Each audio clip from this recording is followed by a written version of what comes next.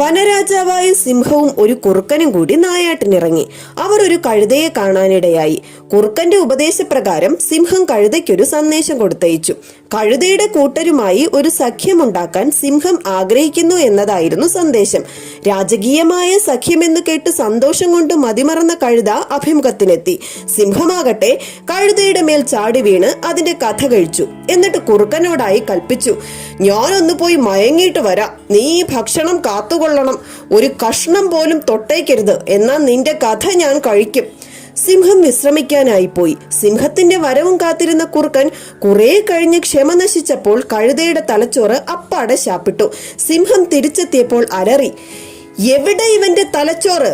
കുറുക്കൻ ഉടൻ തന്നെ മറുപടി നൽകി, മഹാരാജൻ, കഴുതയ്ക്ക് തലച്ചോറുണ്ടായിരുന്നെങ്കിൽ അങ്ങൊരുക്കിയ കെണിയിൽ അവൻ വീഴുമായിരുന്നോ?